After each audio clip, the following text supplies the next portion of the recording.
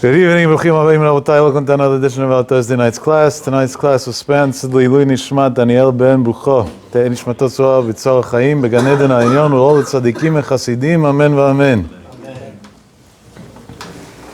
So Shemot. We're almost a week into Shovavim. So tonight I want to talk about a little bit the way God went and told the Jews that they're going to end up in exile. Right? This is the beginning of the Galut Mitzrayim, is this week's Parashat. But really the decree of Galut Mitzrayim we already read about in Bereshit. God told Avraham Avinu. So I think there's a lot to learn from the idea behind what happened. What was the back end of the story, we'll call it. The Pasuk says in Bereshit Perek Vav, Pasuk Yud Gimel, Yadoa Teida, Kadosh Baruch Hu tells Avraham Avinu, you should know, Ki ger yeh zaracha be'eretz lo lahem, that your children are going to be foreigners, exiled into a land that's not theirs. And then he told them pretty much to predict, what's going to happen in Galut Mitzrayim. In the Midrash, on that Pasuk over there in Bereshit, Midrash Rabbah, it says very key words. The Midrash was bothered by an obvious question. There's no extra word in the Torah. So if it seems like there's something in the Torah that's repetitious, then it's not extra. It's coming to teach you something. And in this Pasuk, it seems like there's two words in a row that one of the two wasn't needed. Yadoa teda, you should know, you should know. Say Yadoa, ki ger yeh zaracha. Be aware, your children will be again in a land that's not theirs. Why did the Torah add the extra word, teda? That's the Midrash question. Comes the Midrash and says, and I'm quoting the words of the Midrash exactly because this is not only the key to what we're going to talk about tonight, Bli Neder, but it's also a big yesod in life that could make a lot of people live a better quality of life. Yadoa she'ani misha'abdam. Borei Olam tells Avraham Avinu, you should know that I'm sending them to Shi'ibut, to exile, to work, to slavery. Everything that came along with the troubles of the Jews in Mitzrayim. Teda, why did it say the word Teda? Because God told him, She'ani go'alam. That when the time is up, I'm going to be the one who's going to redeem them. And really, everybody knows from reading the Haggadah, the Yetziat Mitzrayim came, God didn't even allow the Malachim to do it for him. Ani velo Malach, Ani velo Saraf, Ani velo Shaliach. God himself went and redeemed them. So many people read this Midrash. And they think, okay, yeah. Over here there's a very deep message. And it's a yesod, it's a foundation to understand everything that happened in Egypt, all the upcoming Parashiot, but as well it's a foundation to understand our own lives. What I'm going to say is based on, not 100%, but almost based on a drasha that was later on printed in a sefer from his drashot of a great rabbi that we used to quote more from. We should start quoting more from him again. Great rabbi, the zechut to know him very well. Reuven Karenstein, Zecher Tzadik Kadosh Levacha. So there's 5 volumes on Chumash that was published. He didn't publish it. They published from him, from the recordings, his recordings, called Yechid Reuven. So a lot of what I'm going to say tonight comes from Reuven Karenstein and Yechid Reuven. Reuven was a man that it's hard to describe. He was one of the greatest Ba'alei Surim, people that suffered in the world, to the point that he had his legs amputated, and there's terrible things. He had every illness that could be along the way. Hashem Yirachim, every day of his life was suffering. And by his funeral, his family testified that they never once heard him even say, ouch. He never even complained once. The worst suffering in the world, all the Ma'adurot Gehinom. Literally all the Ma'adurot Gehinom. And he studied Torah with Simcha and Ahava, no end. He had problems with his kidneys, he had every Parashat Lo Nida, only on Sonei Yisrael. So when it comes from a person like that, when somebody talks about how to live a good life, even though life sometimes throws a few obstacles, and he's a millionaire who's living on some island somewhere, and sitting in the sunshine with a beer in his hand, then okay, stop there. Really? But if when something's said by a person whose whole life was suffering, every day was all the Ma'adurot Gehenom was suffering, has a whole new meaning. That's one of the reasons why over the years so many people used to listen to him, because it was so real, it was so authentic, it's coming from the person himself. So he wants to say Yesod. He says, what's the Midrash saying? That HaKadosh Baruch Hu tells Avraham Avinu, there is a Gzerat Elyon, there is a decree from heaven. And that decree from heaven is that the Jews have to end up, for whatever reasons, in Mitzrayim. Now he talks about Ichud, why? But whatever the reason are, that's not the subject tonight. They got to end up in exile, they got to end up in Egypt, that's it, that's a fact. But HaKadosh Baruch Hu tells Avraham Avinu, but be aware that me, the same God that's putting them in Egypt, Ani Go'alam, meaning when the time comes that it's time for the suffering to be over, I'll be myself the one who's going to take them out. Meaning Hashem is sending a message that even in what seems to be the darkness and the tzara, the Yeshua is built in. There's a built-in mechanism of Yeshua within the greatest tzara. So he elaborates a lot, Rav Reuven Zitzal, Zchutay Yagen Aleinu Shadam Fasam Shamayim. He was a Bal Yisurim, so he has the ability now that Klal Yisrael is in big Yisurim, suffering so greatly. Bichlal Befrat, he for sure could be a big Melitz Yosher on all of us. You know, tonight Israel went into lockdown number 3, the most strict lockdown that they had until now. You practically can't go out of your house for unfortunate reasons. And it's Klal Yisrael suffering. It was the first time that Reb Chaim Kanievsky allowed that the yeshivot should close even. Until now he didn't allow. Against the law, he said he doesn't care. This time he allowed the yeshivot to close. It means even Gdolei Yisrael allowed such a thing to happen it's a whole new level that there was. Then the world is, it's not only, it happens to be that technologically and everything's coming from Israel. On a spiritual level, Israel is the heart of the world. Right? The Pasuk says, God says that's the land where my eyes are in. Everything else is just limbs that come from there. So when Eretz Yisrael is in a situation of tzara, of tsar, so it's a wake-up call to Am Yisrael. But at the same time, it shouldn't be something that makes people scared or depressed, just the opposite. Yadoa Teida, fits mamish there. Right the night before that we're going to read, 2 nights before we're going to read this Parashat, because Baruch Hu put in the Parashat that Klal Yisrael in this generation should know. It's true, there's an exile, whatever, or in this case a situation that for 2 weeks they're going to have a very uncomfortable life over there with all its impacts. But on the flip side, Ani Go'alam. I'm also the God that's going to take you through it. The Gemara says in Masechet Sotah, very famous Gemara, Rashi brings it down also, part of it, Daf Yud Aleph. The Gemara discusses when Paro had a coalition meeting, very time appropriate with everything going on in American politics, about what to do with the Jews. So the Gemara says, Shlosha ayu b'oto etzah. He didn't have the House and the Senate and elections of some sort, if you call them that. He had 3 people, 3 advisors. Paro takes 3 advisors. Shlosha ayu b'oto etzah. He has 3 advisors. Bilam, Iyov, and Yitro. Right? We all know this. I think they teach this in 1st grade already. Takes 3 advisors, Bilam, Iyov, and Yitro, to give him, he wants to decide what his future with the Jews is going to be. So the Gemara says, each one, based on the advice he gave, was the outcome that he had. Midah keneged midah. Bilam shi'atz, Bilam that gave advice to fight the Jews. Ne'erag.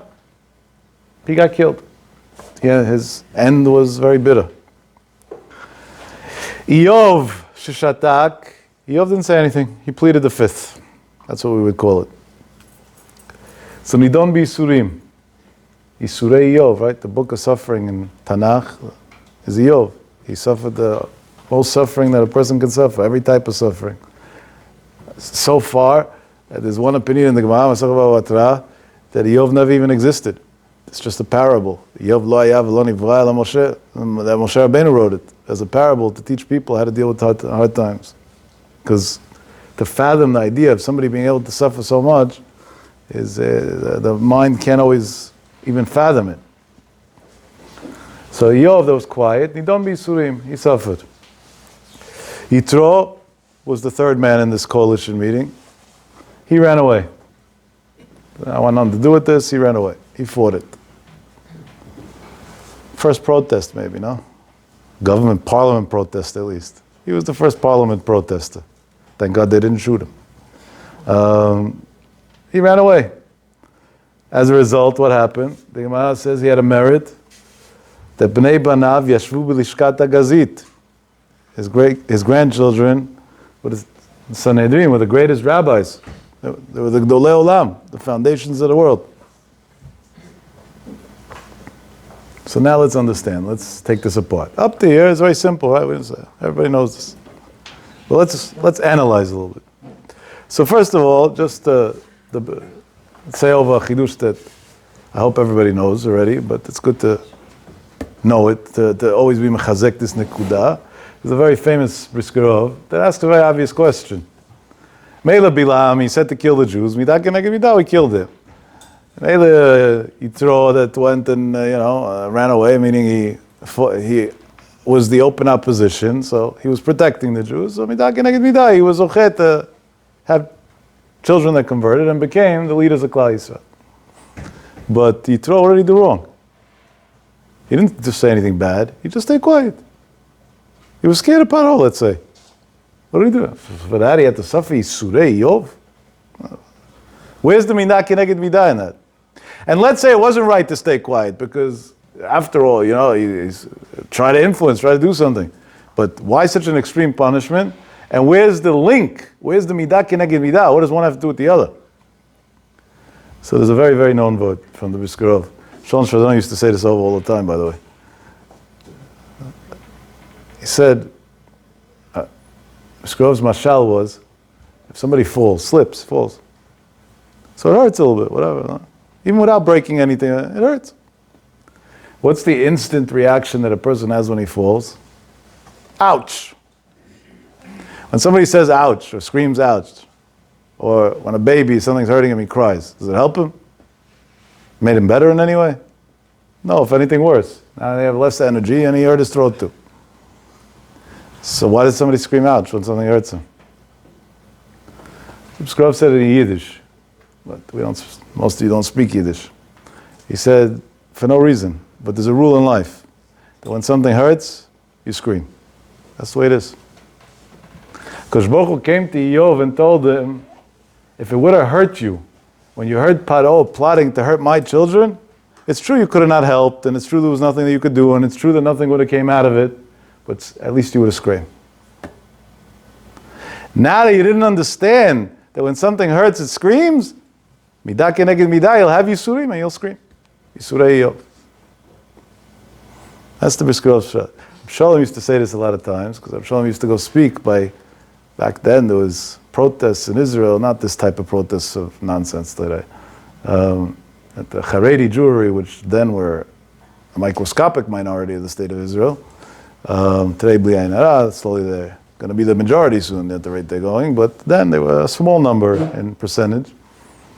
Wanted certain streets that were in neighborhoods that were primarily Haredi to be closed on Shabbat. And other guys in Israel, especially in Jerusalem, other guys wanted it to be open on Shabbat.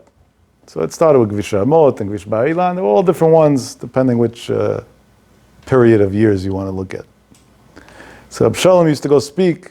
The Haredi Jewry would go Shabbat afternoon around the Suda Shlishit time, and they would protest by the street. What does it mean protest? They didn't go throw rocks and this and that and hold signs. Shabbat, they do that stuff.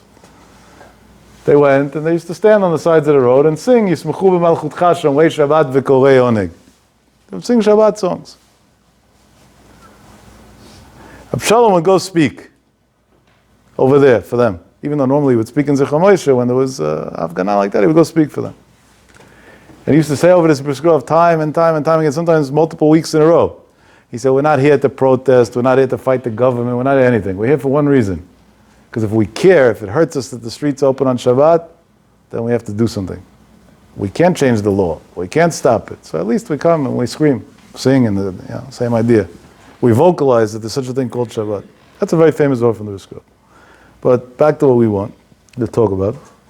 Chazal HaKadoshim say that there were these three partners, or I don't have to call it partners, but these three people that were there by this Eitzah. You can't just say do, don't do. There was a generation, even though today it sounds so far-fetched, that actually intellect dictated what they did, to the good or the bad. Even terrible people did terrible things to mankind. They justified it with a story, but they came up with some sort of explanation for their behavior. Today, the liberals and the progressives, they need no explanation. No standard, no nothing. Do whatever you want. But up until very recently, there was still at least some rationale somebody had to have. Even the mass murderers of the world. Hitler wrote Mein Kampf. That was his quote-unquote excuse for being one of the greatest murderers ever. But there was nobody even dreamt of just doing something without some sort of rationale, some sort of explanation, wrong or right. It could be corrupt, it could be everything, but at least there was something to it. So when Paro went to his Yoatzim, even if Bilam wanted to say to kill the Jews or to oppress the Jews or anything, he wouldn't just say it, because that wasn't an accepted way of doing things. So he had to give a reason, an explanation why he's doing it, why he's saying what he's saying. So he gave a reason. What was his reason? Havanit chakmalo. Let's be smarter than Am Yisrael. We're going to read in the Parashat. Why? Pen yilbeh. They're going to multiply. Vayaki tikaena milchama. V'nosaf gamu al soneinu. V'nilcham banu v'ala min haaretz. That was the rationale. The Jews will multiply. They'll get too much power. And once they get power, if a civil uprising starts, they'll throw over government and they'll do it, and they'll do whatever they want. They'll leave, they'll this, whatever it is. They'll have control in simple English. What was the real fear, Chazal say? That being that there was already Yosef, who was part of the Jewish nation, who was the ruler of Egypt, so they knew the Jews already had control. So now, if they're going to get control again, they'll take back all the money, because it's really theirs. Well, they were scared. So Bilam's fear of whatever's going to happen caused him to give this Eitzah. No. But we have to understand something. Baruch Hashem, we don't know how to go into the mind of a criminal or of the evil. But basic things could be understood even by people that are so far from it. It's true that Bilam was Rasha Merusha. But a smart man he also was. He was the greatest Navi, the greatest prophet by Umot HaOlam, right? Lokam Navi, all that it says Lokam Navi Ki Moshe is only by Israel, by Am Yisrael, by Umot HaOlam, by the Goyim. Chazal say there was. Who Bilam? He had a level of Nivuah like Moshe Rabbeinu. And he had to be very developed mentally. He got prophecies from God. Not only that, we learn in much later Parashiot that he claimed to have powers with his mouth, to the point that he was hired to curse the Jews at one point, and whatever. He claimed that meaning he's a prophet who has control. If he's a prophet who has control, so why is he so scared of the Jews? What's the big deal? You claim you're able to do all these things. So if they'll get too big and they'll have too much power, curse them, and that'll be the end. Why wasn't it embarrassing for Bilam to give this Eitzah? He's suddenly scared of a milchama, of a war. What happened to all your prophecy and all your power, all your spiritual powers? It's a very obvious question when he thinks about it.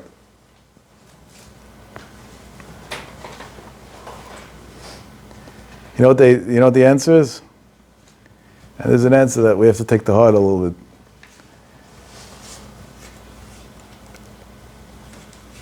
Exactly this midrash.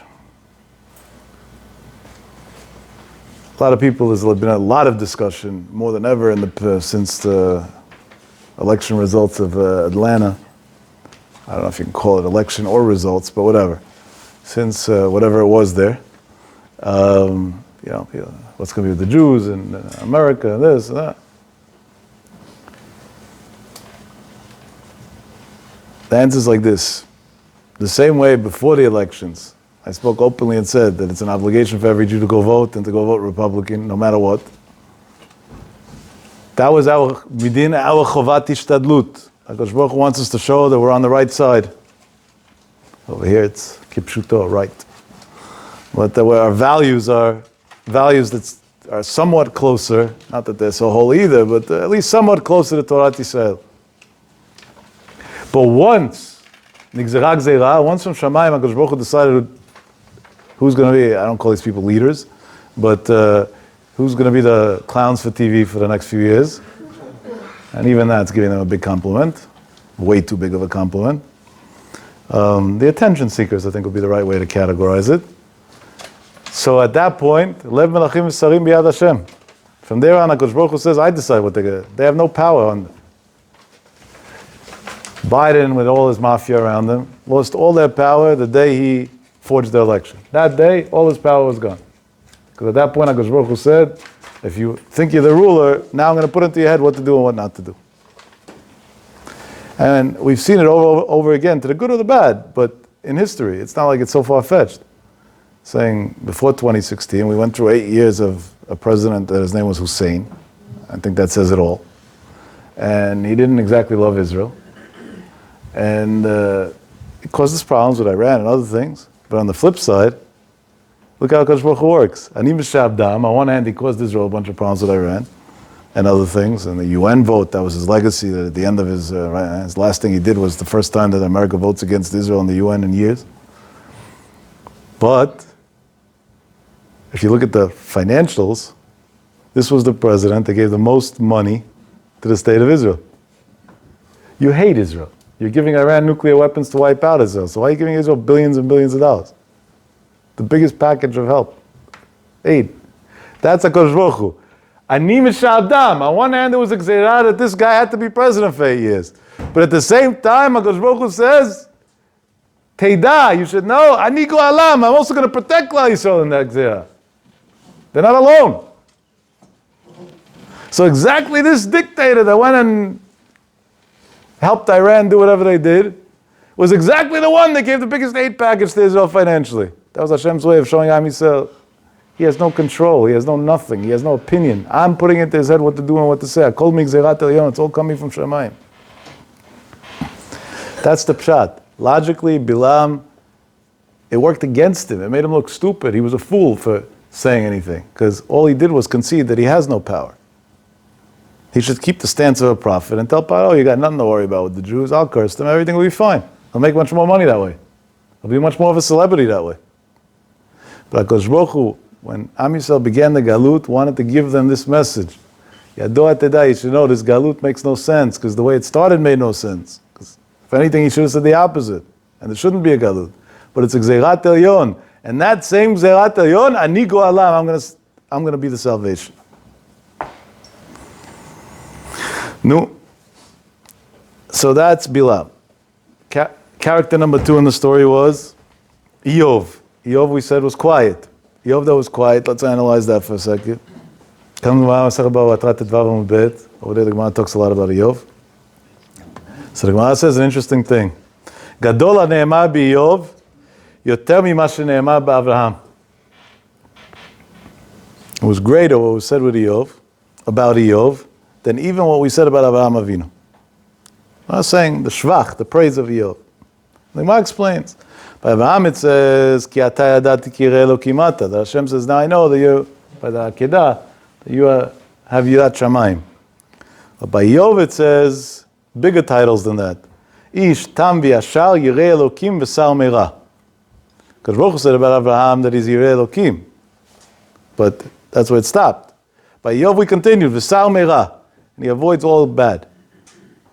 So the Gemara says, Gadol, the titles that were given to Iyov by Hashem was greater than even Avraham Avinu, than even the titles that were given to Avraham Avinu. If that's the case, again, if he's such a tzaddik, that HaKadosh Baruch Hu's me'id on him, that he's greater than Avraham Avinu, Avraham Avinu went negotiating with God to save Sdom, to save Rishaim. So Iyov wouldn't negotiate with God to save the Jews? Or fight Paro to save the Jews at least? Same answer. This midrash. Be'etzem, maybe he would have. But there was a gzeirah from Shamayim that there should be a galut. And at that point, Hakadosh Baruch Hu told him, Anim Shabdam, and Ani Goalam. And Yov understood that it's Gzerat Elyon. And being that he understood it's Gzerat Elyon, that's why he was quiet. He said, I'm not going to interfere with what God's doing. If that's the case, you have to understand, so then why was he punished? The answer is, yes, it's Gzerat Elyon, but you still have to feel your brother's pain and show you feel your brother's pain. Sometimes people ask when there's a person who we should never know, shall only be on Sonei Yisrael, who's very, very sick, and kids, it's the last minutes, according to the doctors. Should we do emergency TV? So, of course. Why are they asking the question? Because in their mind, the doctor said he's going anyway, so now to make a ruckus, emergency TV at 11 o'clock at night? What's the answer? Number one, the Gemara says, Afilu cherev chadam unachat al tzavro shel adam al yimna atzmo min harachamim. That even if the person's in the worst situation in the world, but koach hatfilah is a big koach, and could change it. So that alone is a reason, is the real reason. But it's more than that. A person has a chiyuv, an obligation to show that he's doing something about somebody else's suffering, especially when it's Klal Yisrael suffering. And I'm going to tell you something that I heard years ago from Rav Don Segal Shlita, in the name of the Stipler Zecher Tzadik V'Kadosh Levacha, Rav Don Shibadel Chaim Tovim, you should live a long, healthy life. Rav Don told me that once the Stipler told him, the Stipler was a Kadosh Elyon. There's no, I don't even know if there's a way to put in words a glimpse of what the Stipler was. Kadosh Elyon. Kol Kulo Kedusha. It was about Ruach HaKodesh in a frightening way. I saw the Stipler twice in my life. I was a young kid. I don't remember the details exactly, but I remember the fear of going into the Stipler. Because the Stipler, Beruach Kodsho, knew exactly all the averot that a person did. And he was very vocal about it. And the Stipler was hard of hearing, so when he spoke very loud too. People thought he was yelling. He wasn't yelling. It was just, that's the nature of somebody's hard of hearing. And a person would walk in, and the Stipler, Beruach Kodsho, saw that he was a Baal Avirah, and he would start screaming, what are you coming to me for? You're full of Tumah. Yesterday you spoke Lashon Hara. 2 days ago you did this. 3 days ago. So I remember as a young child, my father took me into the Stipler. Before we went in to the Stipler, people, big Rashei Shivot, not young boys, would do tshuva, would say vidui, would do tshuva, because they were scared to walk into the Stipler, literally scared. So Avdon said that the Stipler once told him that there's one thing that he's scared of. He's scared. What's he scared of? He said, maybe I don't pray enough for the tsar of Klal Yisrael. He said, so many people come to me, this one's sick, this one needs a shidduch, this one this one that, this one's depressed. Each one with his tzaros. This one doesn't have panasah, this one doesn't have shalom bayit. You know, there's no free passes in this world. He said, maybe I don't feel enough their pain, and I don't pray enough for them. A lot of times people say, okay, it happened in Israel. What should I do? I live in New York. There's nothing to do in New York. So Israel's in a lockdown. No, congratulations. What should I do? What should you do? What do you mean? You could have said Tehillim today. The daven fa'achenu b'nei Yisrael, that in Eretz Yisrael, that Hashem should take this machala away and they should be able to live a normal life. They shouldn't have to live in lockdown. You could have done that. And let's say you can't do it all day, but 1 minute you could have given, 1 minute at least. After 120, HaKadosh Baruch Hu is going to come to a person and say, these were your brothers. Why didn't you care about them? They weren't even worth 60 seconds of your time. 60 seconds. One Perek Tehillim. Sometimes in Shul, after the prayer, Shacharit, the Gabbai wants to say a Perek Tehillim for Eretz Yisrael. And the people look at him like, oh, we're in a rush. We got to go to work. They want to kill him. They don't understand how embarrassed they're going to be after 120. Because Baruch Hu is going to come to them, this is my land. This is my children that are living in my land. Many of them in Psirut Nefesh, because it's not so easy to make panos in Israel unless you're in specific industries. And they're in tsar, they're suffering. You don't think to daven for them? You don't shed a tear for Klal Yisrael? And Gdolei Olam are shedding tears for them? So that was the Tana on Yitro. Yitro really had a cheshbon l'shem shamayim. His calculation was 100% l'shem shamayim. It's Gzerat Elyon. Kosh Baruch Hu says that there has to be Gzerat HaGalut. That's it. It's a Gzerat. There's no way to fight it. Kosh Baruch Hu said, yeah, there has to be Gzerat HaGalut, but you still have to cry about it. You still should have prayed about it. Nachman writes words that today are very famous, not today, for a bunch of years. Unfortunately, a lot of words from different Sfarim, especially Rab Nachman, and Rab Nachman's Torah, Rab Nachman never wrote a Sefer, but his Torah, became famous through songs. That's the way it is. There's a lot of examples like that.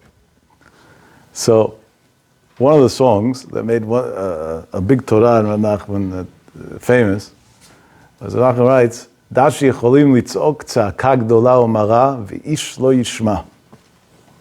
You should know that a person could scream out a big bitter scream, meaning a cry of prayer to HaKadosh Baruch Hu. He's talking about prayer over there.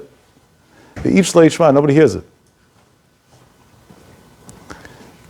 What does that mean? If somebody's heart cares about Klal Yisrael, so even though maybe in his words he didn't vocalize it, that's also a prayer, but because in his heart he's like, no, the Jews are suffering so much. Let it be better for Klal Yisrael. That's also a prayer. Sometimes that's the biggest prayer because it's the most sincere, it's the most real, it comes from the deepest place. Sometimes when something comes from such a deep place, you can't even say the words. No words will do it justice. So that HaKadosh Baruch Hu had a Tana. Yitro sees that they're about to harm Klal Yisrael. And he did a maaseh. What does it say? He ran away. What did he merit? That his kids were in the Shkat Gazit, Dolei Olam. He had a good son-in-law also, by the way. Moshe Rabbeinu. But what really happened there? He was Ba'oto Eitzah. He was in the same situation. When did he run away? So you would think, if you read Chazal, the simple understanding, they had a meeting, in the middle of the meeting, he got up and gone. Right? That's what it sounds like. But if you look in Chazal, it doesn't say that. If you look in Rashi, Masechet Sotah, brings down the Midrash Tanchuma, that on the day that Moshe Rabbeinu was born, so the stargazers, Paro was into all different interesting things, amongst them, astrology. So he had stargazers that would look in the stars and tell them what their predictions based on what they would see. And Chazal talk about this. It's a real chokhmah. There is something to it. It's not just, maybe people that don't know what they're talking about make up a lot of stories. But for those that really understand, there is a chokhmah to it. There is such a thing. And Paro used to take advice from these people.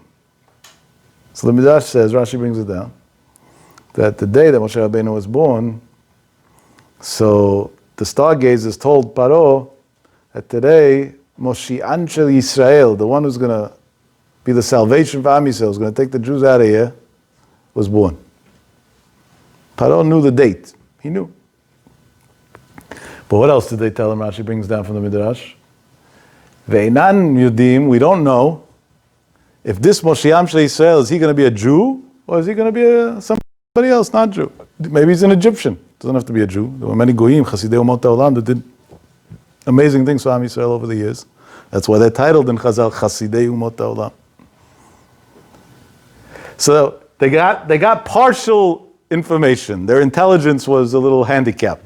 They knew that today the man was born, but they didn't know how to profile him. How do we know who it is? Paro was a dictator. Dictators know no boundaries, right? So what did he do? He made a ruling. Any boy that was born today, not just Jewish, Kol HaBen, Jewish or non, because they didn't know if it was Jewish. So he had to protect himself from all fronts. Everybody's dead. That's it. Nobody's living that was born today. Unanimous thing. What does it mean that you don't know if he's an Egyptian or a Jew? If he's an Egyptian, why would it be a Moshi'an Shel Yisrael? So the Maharal says a very interesting thing. The Maharal says, if you think about it, it's not that they didn't know. They knew it. They actually saw information. They just didn't know how to read it. They could have known.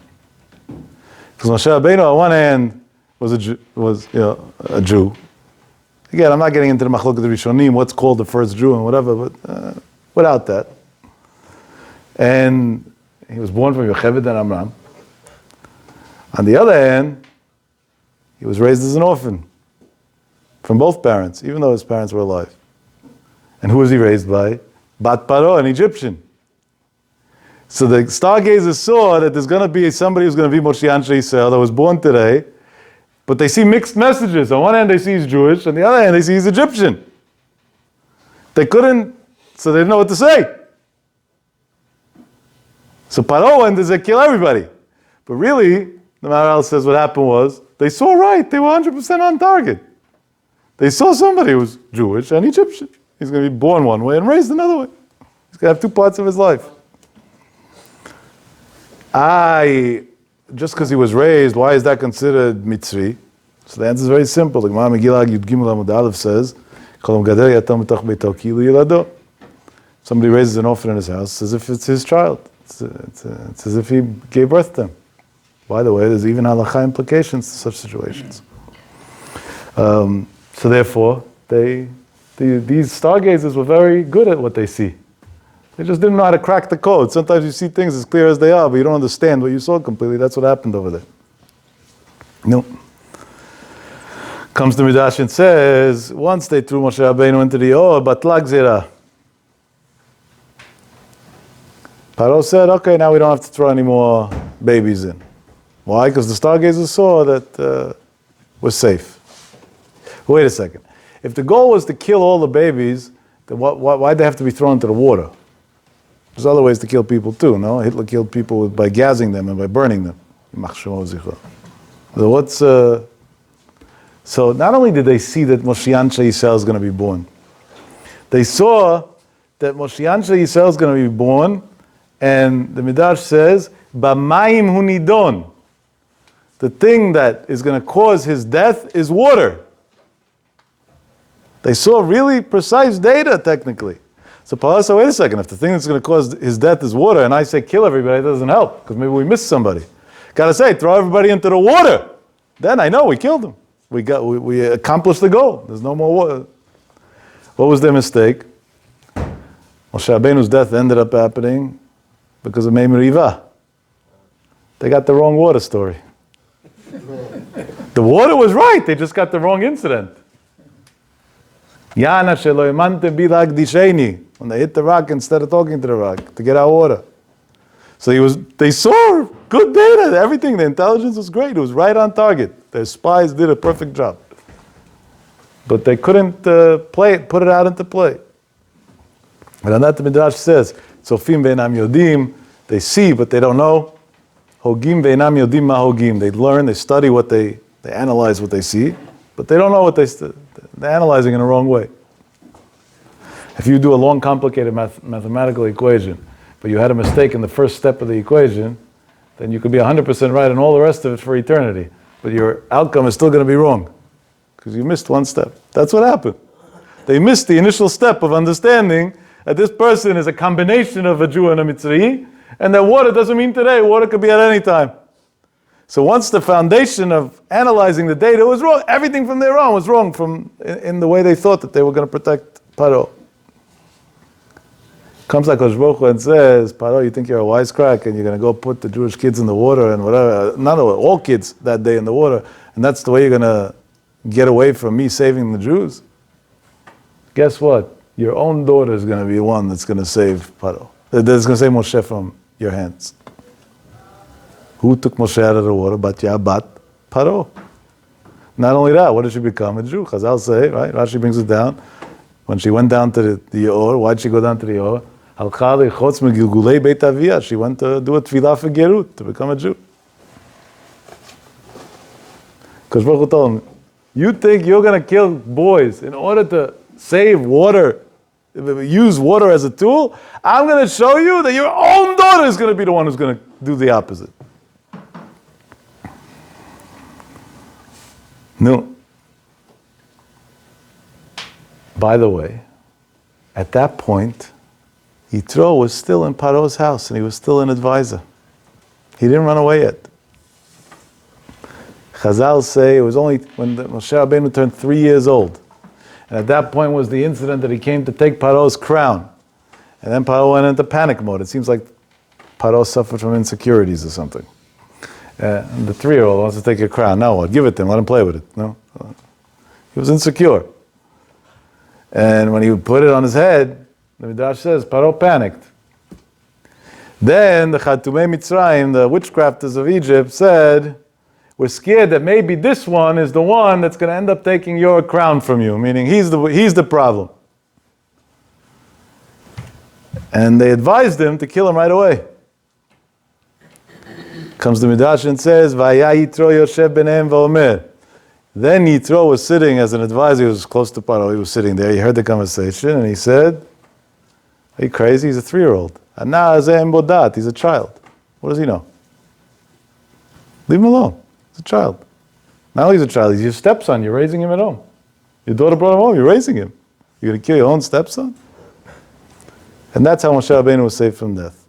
After that, Yitro ran away. Because he was scared it shouldn't backfire. His advice. That means 3 years he waited before he ran away. But Afal Pikein HaKadosh Baruch Hu went and gave him Sachar. Why? Because Hashem says, Ani Mishabdam, the Shibud would have happened either way, with you, without you. The Ani Go'alam, and the Geulah is going to also happen either way. But I'm putting you as the Shliach Tov, as the person who's going to go in stages, stay quiet, and then talk. Stay quiet when you needed to stay quiet, so you should still be an advisor. And talk when you need to talk to say Moshe Rabbeinu. Because at that point, everything is God's plan. It's all pre-programmed. It's only after that. But what else does it say in this if you think about it? What it also says in this is that the Gzeira of Ani Go'alam came exactly together with the Gzeira of Ani Mishabdam.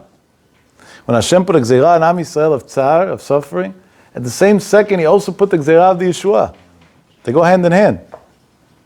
More than that, B'Pashtus and Chazal, before there's a problem, there's already a solution. Right? Hashem is Magdim Trufa LaMachala. Refuah LaMachala. Hashem first makes the cure, then the illness only after. And the Geulah already came before. And the way it played out in Egypt, right? Koshi Hashibud Ishlim, according to one opinion in Chazal, or the way we count the years of it was different. So the 400 years ended up being much less. So that means the Geulah really started from before the Shibud even started. Because Baruch Hu's Yeshua started before the problem started at all. They calculated 100 and something years prior to the first suffering that they had over there.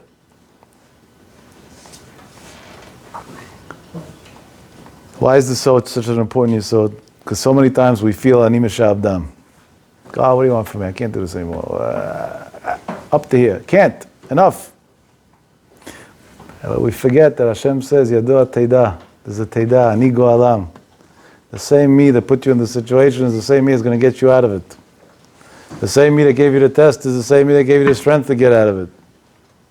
HaKadosh Baruch Hu doesn't test a person with a test that he can't pass. And every time a person feels the b'china of yadoa, of exile, of trouble, if he's a Bal Emunah, he should feel teida. There's light over there. It's not light at the end of the tunnel. It's light at the beginning of the tunnel. That sentence of light, that statement or whatever it's called, slang of light at the end of the tunnel is the biggest mistake ever. Because the refuah comes before the machala. So the light is at the beginning of the tunnel. The tunnel only happens afterwards. Then you utilize the light when the tunnel's over. So okay, yeah, sometimes it's hard to understand. Why did Hashem do it? Whatever. Okay. When you'll be God, you'll understand why He does it. But until then, and if you're so eager to understand, He could take you upstairs and give you private lessons. But I'm not so eager. It's all right. I'll wait a few years for that. After 120, well, we won't get to that point because Mashiach will be away before, and then the world will be transparent. We'll understand it also. And throughout the parashiot that we're going to learn, we see this theme over and over again. Rabbi Karlstein, by the way, and almost this whole sefer on Shemot, he goes with this theme straight through consistently, every step of the way.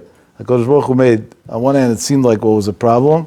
On the other hand, exactly what seemed like was a problem was the solution to the problem as well. Every problem came with its own solution. And not only in an individualized way, he did it in a general way for the whole Klal Yisrael. And on the flip side, not only in a general way that in the Zchut of Klal Yisrael, even for each Yachid and Yachid, he took into consideration the tzar of each Yachid in every situation that each Yachid had. Ad kedei kach, There's a Ramban who asks a very powerful, obvious question. Ramban asks that he doesn't understand. This is a Ramban in Bereshit, by the way, not in Shemot. Ramban asks that Sarai Meinu had a baby. By Sarah, the Torah makes a whole big deal out of it. She was old. She had a miracle. Angels came. It took a whole thing. A whole situation to have this miracle. It didn't come easy. We needed Malach Raphael, we needed this. All different Malachim had to come. And she had a baby. 90 years old. How old was Moshe Rabbeinu's mother when he was born? 137. 130, yeah. Okay. Close. 130. So which is a bigger miracle? 130, no? It's 40 years more against the odds. Torah barely makes mention of it. It's like a non-subject. Why did Torah make such a big deal about Sarai Meinu having a baby at an older age? And when it comes to Moshe Rabbeinu's birth at 100, nothing, as if nothing ever happened.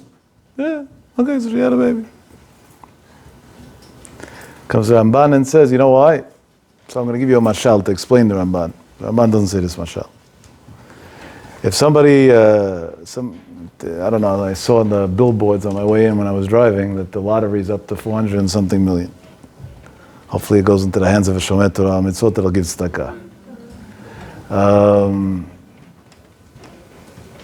Yep, that's what I saw on the billboards. I don't know, maybe I'm wrong, but I think that's what I saw. One way or the other. So imagine somebody bought a ticket, whenever, I think it's a Friday night, Saturday night, whenever the thing is, he bought Friday afternoon a ticket to the lottery, and he didn't check it. It's sitting in his glove compartment in his car, on the center console where you dump all the junk. And then in the middle of the week, you see somebody won the lottery. He's like, you know what, I have some tickets. Maybe if I didn't win the lottery, at least maybe sometimes you get like $1 back. I'll get a refund. He goes into a store, puts it in the scanner. Please see clerk. He's the winner of the lottery. 1 second. A couple $100 million clean after taxes. The same time, while he's realizing that, it's processing in his brain that he won the lottery, his partner's on the phone with him, his business partner, tells him that they had a good day in the store that day so far, and they're halfway through the day, they already made $400. Is he even listening to what his partner's telling him at that point? Is that even a subject? He's, excuse me, you know what, you can keep the 400, we'll talk later, goodbye, I gotta go right now. He has to get an accountant and a lawyer and open an LLC and a this and a that to claim his money without people knowing who he is so nobody kills him, especially in today's climate. And, he has better things to do. On a regular day, if his partner would have called him and said, we had a better day than the usual, or a couple hours into the day, we already made our first 400. He would have been happy to hear it. It's a nice thing to hear. If retail's doing well today, it's a miracle. What changed? And there's a rule in life. When you have something so much greater, then even if you have other great things, the big thing is such a bright light that the other things become they don't shine as much anymore. Deal on the flip side. If this room is pitch black and somebody turns on even a cell phone flashlight, it makes a big difference. Now that the room is all lit up, turn on your cell phone flashlight, nobody would know you turned it on. It wouldn't make any difference. Comes the Ramban and says, when Sarai Meinu had a baby, there wasn't a lot of miracles going on.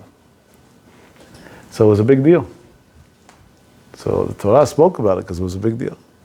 In Mitzrayim, there was so many miracles happening to Klal Yisrael at every given moment that the fact that a 130-year-old woman had a baby was no big deal. Nobody even paid attention to it. No big deal. It's just part of it. By the way, according to the Zohar at least, and it's much more like that in the Gemara also, the reason why when Mashiach comes, the regular Yamim Tovim, the way we know them today, are not going to exist except for Purim for sure, maybe Hanukkah, is because the Nisim are going to be so big when Mashiach comes that we have Pesach for this nest, each one for a different nest, for Yetziat Mitzrayim, but when we have Nisim that are so much bigger, then we won't even view that as a nest anymore. So at that point, we're going to have other reasons to celebrate. They'll be so much greater. The light will be so much brighter that the other light, it's going to be the flashlight in the story. So if that's the case, it's where were these nisim happening? In Galut Mitzrayim. They're in Egypt, exiled, with a dictator who's throwing babies into the water, and the miracles are so big that the day he was born, it wasn't even a discussion. What does that mean? That Klal Yisrael, even in the worst matzah that they were able to identify miracles.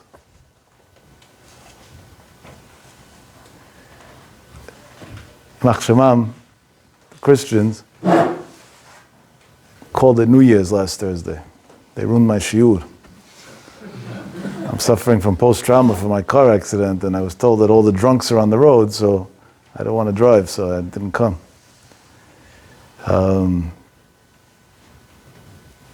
So there's, anytime anything happens today, what do people do? They have nothing to do with their life anymore. So everything has become, the whole story of life became a meme. How many memes a day do you get? There's no end to this. So for New Year's, there's unlimited memes, obviously. But there was one that I think explained everything about the way people feel today. The best part of 2021 is it's no longer 2020. That summarized the way people walk around feeling right now. That's a very good feeling for a goy. For Am Yisrael, it's kfir. Yes, it's true, we went through a very hard year. And yes, it's true, a lot of things caught everybody by surprise. And yes, it's true, this Magifah, Hashem should take it away, or move it to Iran and just leave it there. And yeah, that's a better plan. Now Biden's going to give Iran money, let COVID and go together with the money to Iran. Biden wants to move there too, it wouldn't be a bad idea. Yeah, why not? He loves them so much, he should go, no? Adarabah. But one way or the other, it's true, there was a lot of tsar in Klal Yisrael, terrible tsar. Yes, unfortunately, as I said, I think 2 or 3 weeks ago, I think each and every one of us in this room either knows somebody personally or knows somebody who knows somebody that passed away in the past year from this terrible plague or with this terrible plague, and directly or indirectly. And all of that is 100% true. We had a member of our shiur here. In the shiur, we had 3 members that passed away. But that's not the Jewish way of looking at things. What about the hundreds of millions of people that are healthy, despite the plague? We forgot that happened. What about the millions of babies that were born healthy, which today is double against the odds? One, that they weren't aborted, meaning murdered. Is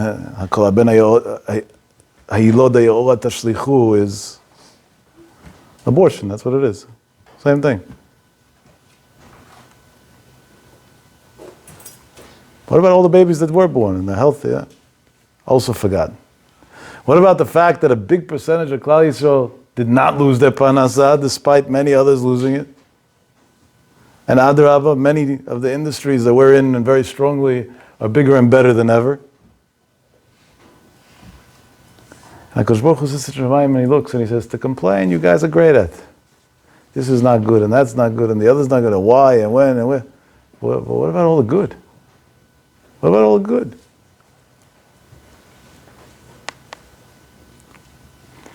That's a big taina.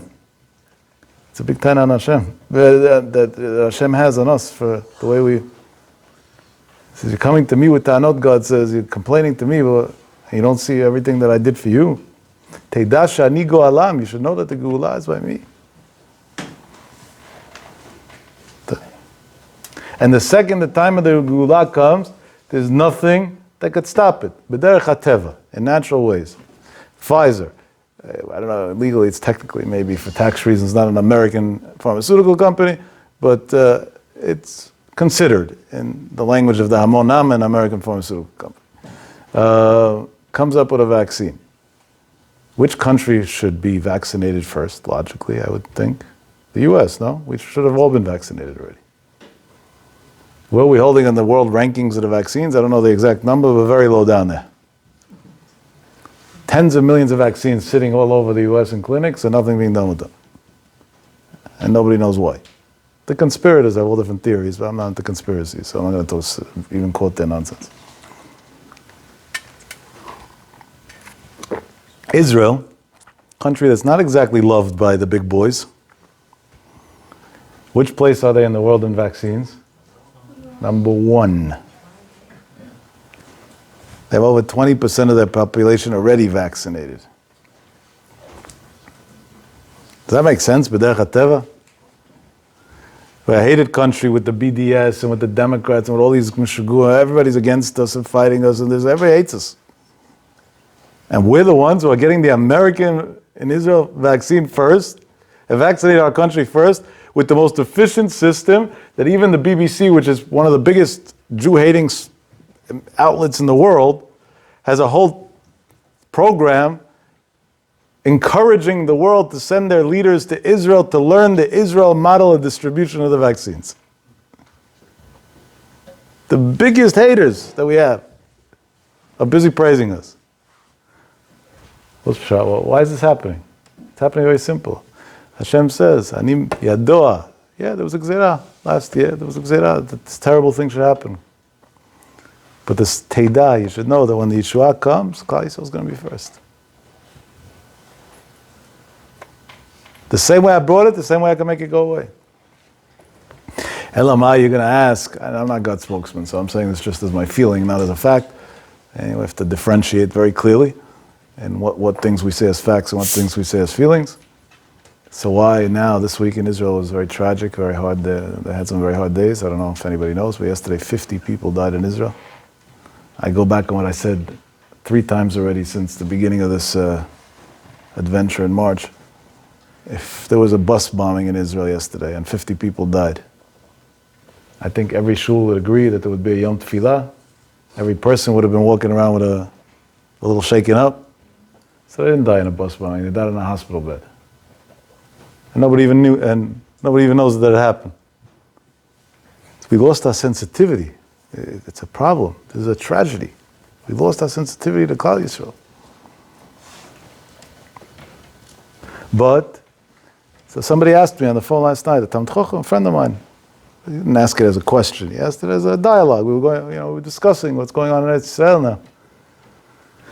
So he said, how do you explain it? On one hand, we're the first in vaccines. On the other hand, suddenly the death rate went up, and then... So I told him, I'm not God's spokesman. I'll tell you my feeling. My feeling is, could be that we started believing in the vaccine instead of Hashem. So Hashem had to shake up the country again to remember that the vaccine is the shliach, but it's me who's sending you the shliach. Don't forget where it's coming from. Don't forget that behind it, it's all me. Shabbeinu, when he was thanking Hashem, says, "Vayatzileni mecherev Paro." He didn't say that Yitro saved him.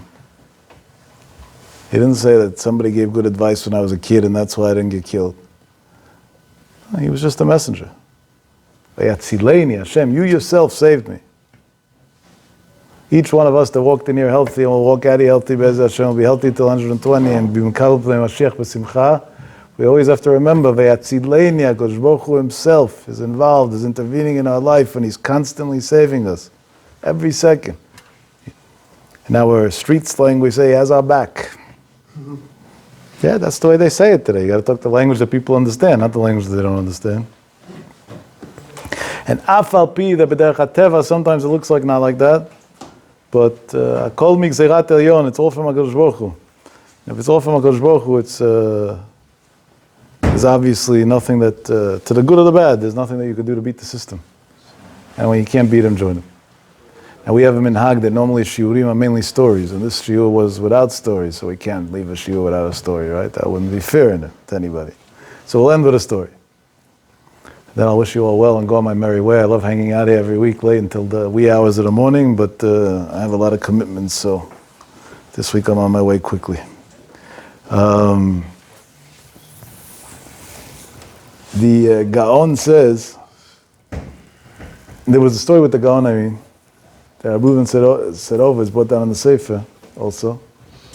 It's a very famous story, but Rabbi Reuven said it dropped different than the way it's known in the world. And Rabbi Reuven was a Basamcha. He was very cautious what he said, so I'm going to say it over the way he said it, not the way it's... Yeah. even though it's a drop different than the way it's known. The Gaon of Vilna went on galut, like many Gdolei Olam did for a period of time. Pretty much the criteria of galut meant that they didn't sleep the same place 2 nights in a row, they didn't have their own money or whatever, they lived off of like paupers and whatever, and the most important part was that they hid who they were. Today you can't do that, right? With social media, with this, with that, everybody knows everybody in one way or the other. But back in the day, you didn't even know a person that lived 5 miles away from you. People didn't, the transportation wasn't, it wasn't the way it was there. It was a different world. And, yeah. So the Gaon went on Galut. There are many stories about the Gaon's Galut. Some we said in different shiurim over the years. One day, the Gaon came to a place, and when he came to the place, there was a Jew who saw him. He saw a poor person, a Jew, came to town. He said, come stay in my house. So the Gaon agreed to stay by him. Not only did he agree to stay by him, instead of the regular one-night rule, he was willing to stay by him for a few nights. Now, he didn't know it was the Gaon of Vilna. He thought it was Tam, a homeless, a beggar. Takes the Gaon to his house. He stayed there for a few days. When the Gaon decided it was time to go to the next place, he goes to say thank you to his host. The guy did, he stayed by somebody. So the person told him like this. He said, I don't know who you are. Meaning the host told the Gaon, I don't know who you are. But being that you stayed by me for a few days, I know what you are. And you're definitely a Talmid Chacham, and you're definitely a tzaddik. Now, of course, the Gaon doesn't want people. So he said, what are you talking about? I'm not a Talmid Chacham, not a tzaddik. I don't know what you think.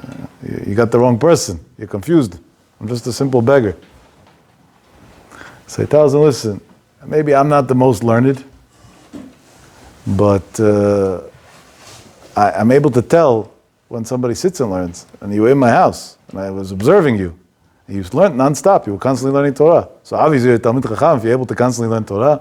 I don't have Sfarim in the house. You were learning by heart. That means you know Torah by heart. So you got to be a big Talmid Chacham, not just a Talmid Chacham. And I saw the way you behaved in different things. And I don't know much halacha, but the little I know, everything was flawless. So you got to be a tzaddik also. You're shomet Torah mitzvot, kala kevachamura. So the Gaon again tried to get out of it, to like say. But the guy is being stubborn on, you're a Talmid Chacham and I know it. Okay. So the Gaon tells him, okay, so what do you want? Like he was trying to get him off of him. He says, Talmid Chacham, not Talmid, what does it make a difference? And the guy looks at the Gaon and says, if you're such a big Talmid Chacham and a tzaddik, how could it be that you stay by somebody's house and you don't pay him for it? So he tells, how could you stay by somebody else and you don't pay him for it? No. So the Gaon had whatever money that they would give him. He was a beggar, quote unquote. So he was going to give him a few coins or something. Right away the guy says, I don't mean money. I don't sell for money. No way. I mean, in my eyes, you're a tzaddik and a Talmid Chacham.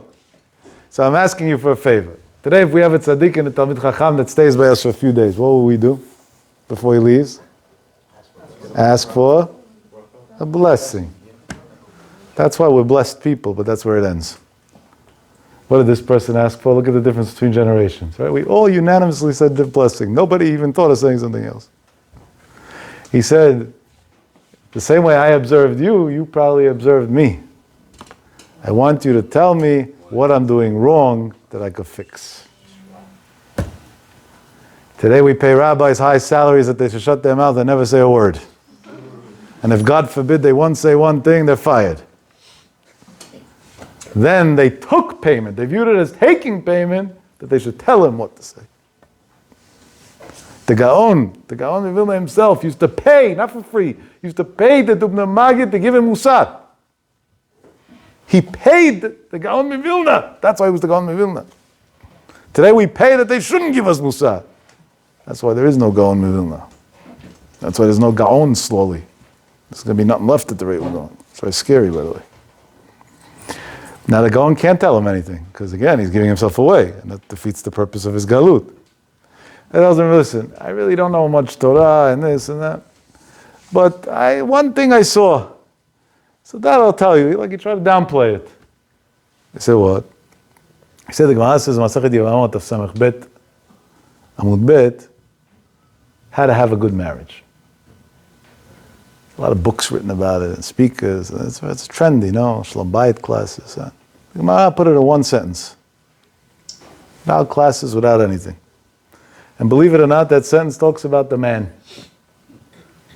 Meaning Shalom Bayit depends on the man in most cases. Ohava kigufo, and the Rambam writes in Halacha. He loves his wife like he loves himself. Umechabda, and he respects her, yoter migufo, more than he respects himself. That's it. That's the Gemara's formula to have a good life. Ohava kigufo, love your spouse like you love yourself. Umechabda, and respect her, yoter migufo, more than you respect yourself. Go. That's the Gemara in Yevamot Samech. So the Gaon tells him, what does that mean? The Gemara says a clear thing. Ohava kigufo, you should love her like you love yourself. Meaning, not more than yourself. The truth is, the reason why the Gemara said that is because that's by definition. One can only love somebody else as much as they love themselves. That's why it says, Ve'ahavta l'reacha kamocha. The same mitzvah that there is to love somebody else starts with a preparation. It's called loving yourself. If you don't love yourself, you can't love anybody else, by default. No, but the Gaon said that the pshat in Ohava kigufo is not just love as the way we today just use that word freely. Love is measured in action. What do you physically do for her? So the Gaon said, I paid attention that every morning you make her a cup of tea, and you don't make yourself one. He said, and making somebody else food is in the geder of ahava, of love. And the Gemara says, love is kigufo. So if you're going to make her tea, you should make yourself one also. It should be kigufo. That's what the Gaon tells him. That's what he found in his house. Not bad if you stay by somebody for a few days and that's his only avera, that he only made his wife something and didn't take for himself. Doesn't sound like such a big avera to me, no? That's what he says. This person heard from the Gaon, and he tells the Gaon, before you judge me for what I did, and tell me, let me tell you, there's a mitzvah, v'item nekiyim, that you have to come clean. Let me tell you why I do that. And he tells him a story. Tells him that he was a young boy. Back then, shidduchim was very different than today. Again, some of us in the room might not understand this completely, but this is the way it was. I'm talking about by the Gdolei Torah, by the Torah scholars. Somebody was wealthy. He got a top learning boy, a top boy. Top boy doesn't mean somebody who was good looking and had a big bank account. That might be a top model, but that's not a top boy. A top boy in Torah terms is the biggest Talmid Chacham. Why? Why was it like that? Because the Talmid Chacham, Torato Umanuto, he's going to sit and learn his whole life. So how's he going to have food? So the rich people had money to support him. So, yeah, it was a deal. You're going to marry my daughter, and I'm going to pay your bills for the rest of your life. That's the way it went. People that didn't have money, Chazal even talk about it a lot of times. Their daughters had trouble getting married to Talmidei Chachamim. It was a big struggle for them. No. Problem is, there are only that many Talmidei Chachamim. Today, B'li Ayin Hara, we have so many yeshiva boys and that, but Talmidei Chachamim, the way Chazal, hold a person to the standard of a Talmid Chacham is not so easy. So people would scout boys at a young age. They didn't wait for the age that people got married. Child prodigy, you could tell at a young age already. So this person tells the Gaon, I was a child prodigy. Why? So my father was a big Talmid Chacham. He was the rabbi of a city also. So we were a known family. I grew up in his house, and I used to learn with him, and I was very smart. So when I was 12 years old already, I knew Shas and Poskim. Halavai by us at 120, we should know Shas and Poskim. It would be pretty nice, by the way. He at 12 knew Shas and Poskim. Yeah. I can't say I ever met a 12-year-old that knows Shas and Poskim, but one of the times that I was in Eretz Yisrael, somebody took me to a 15-and-a-half-year-old boy. I sat with him for I don't remember the exact amount of time, but somewhere between 5 and 7 hours, and talked to him and learning, and he knew Kol HaTorah Kula. It was a phenomenon. Unreal. 15 and a half years old. And not just knew how to quote, photographic memory that he memorized a bunch of pages, understood it. I was like Gdol Torah, 15 and a half years old. Unreal. Schut. His parents didn't let him learn in a regular yeshiva because they were scared that the eyes will be on him and he'll become famous and that, so they hid him. He used to learn with Charusas privately in a Bet Midrash, whatever. The only way I got to know is because Charusa told me about it. He said, come, let me bring you to a 15-year-old to get a blessing. That's what he told me. Instead of getting a blessing, that would be a waste of his time and mine probably, I spoke to him and learning. It was a very interesting experience. But he was 12, a child prodigy. Now there was a guy that was a very rich man. So he went to this boy's father, told the father, listen, I got a daughter, she's 11. You got a son, he's 12. Your son's the biggest Talmid Chacham, and my daughter is the daughter of the richest man. In Ve'agefen, perfect shidduch. Elamai, they're not ready to get married, obviously, so we're going to close the deal now. And when they're 17, they'll get married. When she's 17, he's 18, they'll get married. There was such a musag. There was such a musag once. And the father agreed. Mazal Tov, they had a long engagement, right? I was planning, the plan was going to be almost a 6-year engagement. But this guy, this 12-year-old is his future son-in-law. He's happy about it, right? Obviously, if he's putting all his money into this guy. So he went to help him even more. He said, well, I'm not going to wait for him to get married to my daughter. I'll start from now. So he got him the best rabbis to learn with him, and bought him everything and took care of him. And, even though he wasn't even married to his daughter yet, but he was preparing, He was grooming the guy to be a good husband, we'll call it, to be a Talmid Chacham. A few years into this, he lost all his money. Now what do we do? Lost all his money. It came the time that they were supposed to get married. And this is all the story that this guy who hosted the Gaon is telling the Gaon. And his father decided that if he lost all his money, he's not going to be able to help him anymore. If he can't help him anymore, he's going to have to go work. So we're going to take the big Talmid Chacham and destroy him. Can't destroy a big Talmid Chacham. So he went to the ex-wealthy man at this point, and he told him, listen, I'm sorry, but the deal is a deal, and the deal was that if you can't live to your part, then my son can't marry your daughter, and he broke the shidduch. Yeah, there's a lot of halachot about that. It's not, not simply you're allowed to do that, by the way. But he broke the shidduch. This guy, you could only imagine what he went through. Not only did he lose all his money when the Gemara says, Ani chashuv kemet, on top of that, now his daughter doesn't have a shidduch also. Here for years, she knows she's marrying this great Talmid Chacham, and so everything, his whole world collapsed. And now more than that, she was already engaged, and now she's poor. How's she going to get married?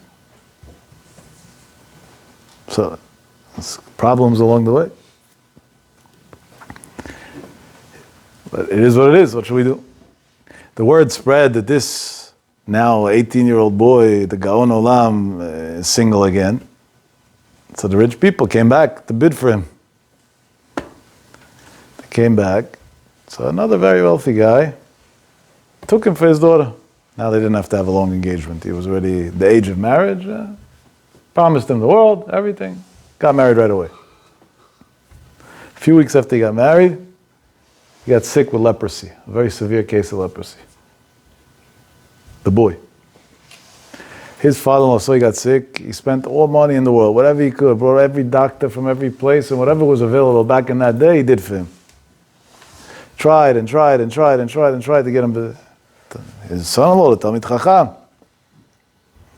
Kids say they tried everything that could be, nothing helped. When nothing helped, this one day his father-in-law comes to him and tells him, listen, the Gemara says, Mitzorah chashuv kemet.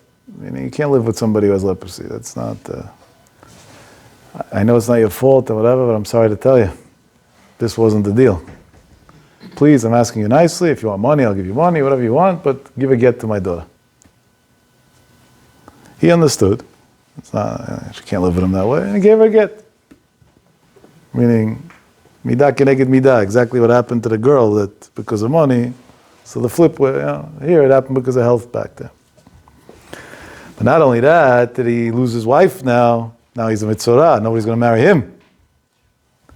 Not only that, he gave him some money, whatever it was, but it ran out. So now he started to have to be a beggar too.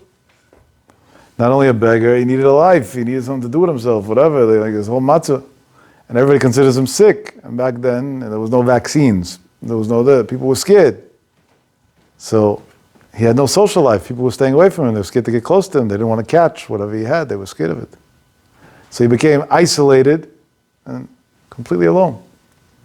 One day he was sleeping in some synagogue, like homeless. He didn't have a... And a few other people were all like him also, each one with his tzoros. And the coalition of the miserable got together and they saw that all of them are me'aretz, but this guy's Talmid Chacham. So they told him, listen, we have an idea. Let's travel together as a group from town to town. Number one, you'll have people around you. We'll be friends, at least that. We'll raise money together also. And how are we going to raise money? You're going to say shiurim, because you're a Talmid Chacham. People are scared, contagious, whatever, so you'll stay, social distancing. In the Gaon's days it existed too. You'll stay 6 feet away, whatever it is, and that. I don't know what they're doing now about the British version of the COVID. That they say can go 50 feet. Maybe soon we're going to live we'll live in the ocean? I don't know, what do you think? In space, in Mars? Maybe that's why Tesla's trying to get to Mars, because they're going to have to social distance everybody. Not enough distance on the globe anymore. They tells him, yeah, you're going to stay here, I'm going to stay there. The kids, each one's going to... He'll say shiurim. He'll say shiurim, you're a Talmid Chacham. So people will give more money. And we'll split it equally between us. So we'll gain a lot of things. We'll be friends with each other. We'll have money. You'll have what to do. At least it's a better life than the life that we have.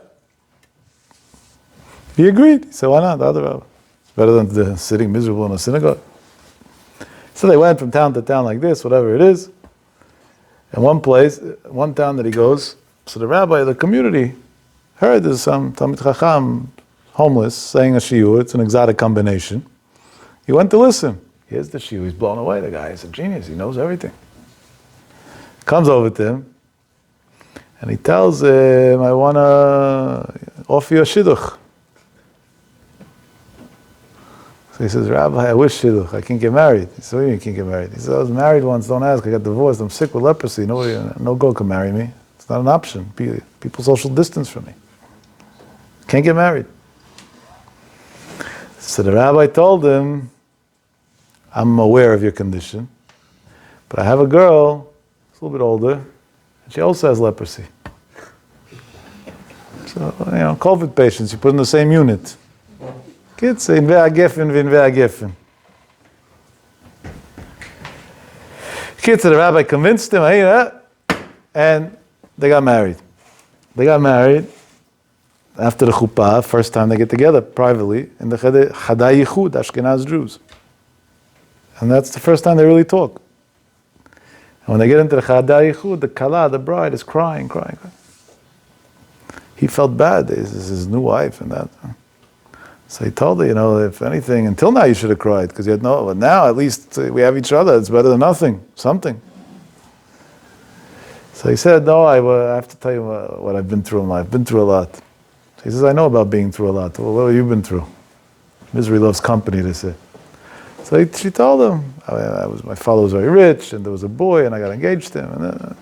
And then a few years later, he lost his money, and the boy broke the shidduch because of it. And kids, and from then, my life was hell. I couldn't get married, and I was depressed. And then I got leprosy on top of it. Nobody wanted to look at me. So the guy looks at him, and he says, this is his new wife. He says, what's the name of your parents? He says, what town?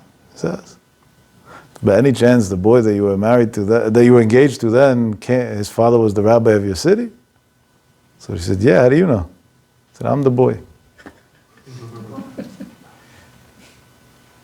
I'm the boy.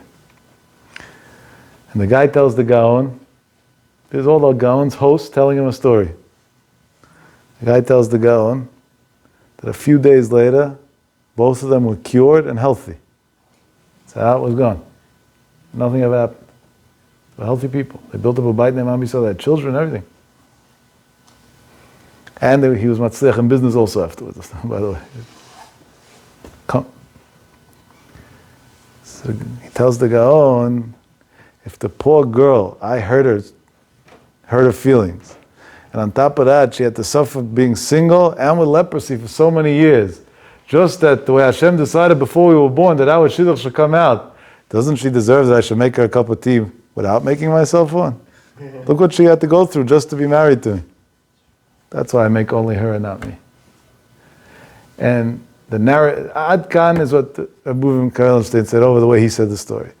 The narrative of the story goes in many other Sfarim, that the Gaon said that the chizuk that he got from this story of Ma'ashem Yatsa Adavar, HaKadosh Baruch Hu runs the world in every detail, was worth his entire galut. Everything the whole idea of galut, he went for other reasons. But it was worth the whole thing just to hear this story from this guy, to see the chizuk. Hashem should help that we should see Hashem in happy ways. But before you complain, think. The same Rebbeinu Shalom that maybe today is causing you to hurt, He's also giving you 20 billion happy things in your life and good things in your life. Where's the thank you for all of those things? Where's the thank you for all of those things? Now, in mamash, it should be a schus for the person who should have a refuah shlema. I know somebody who's very not well. I know many, unfortunately, but I know somebody right now who's very not well. Hashem send him a refuah shlema. Big Talmid Chacham. Big Talmid Chacham. Now, how do I know this person? I didn't know him as a Talmid. I knew he was a Talmid Chacham, but I didn't get to know him that way. I got to know him because, well, his financial situation for many years is not good, and our fund helps him out. And sometimes he would call me and he would vent to me.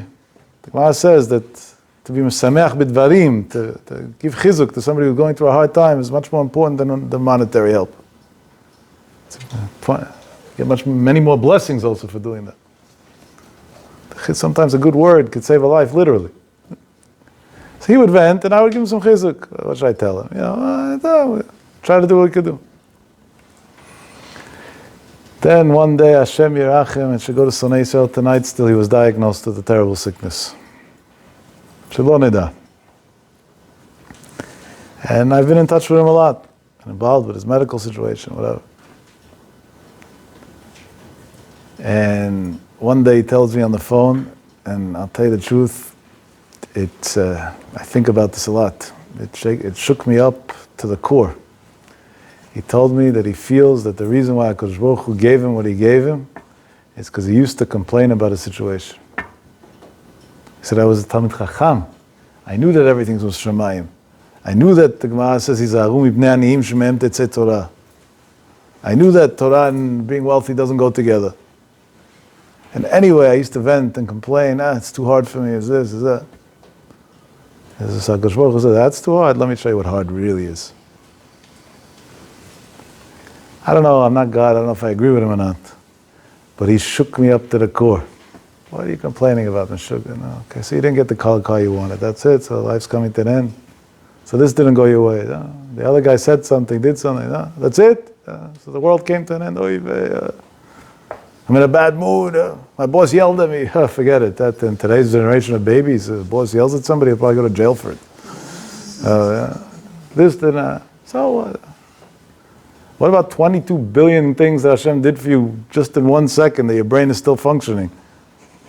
All that's not good. That one thing that went wrong, no, now God, I'm angry. So we understand, of course, nobody means it. It's coming from tsar and everything. But dafka this, we should always remember this midrash. Yadoa teida. Yes, Hashem puts sometimes people through hell, through golus.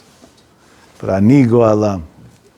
In that golus, Hashem is there every step of the way saying, I'm pulling you out of it, you'll be okay. Because Baruch Hashem, Klal Yisrael is going to have a rav, v'simcha, v'sason, v'ikar, in all the good ways and all the b'chinot. Ad bi'ad goel v'mirav v'yameinu, amen v'amen.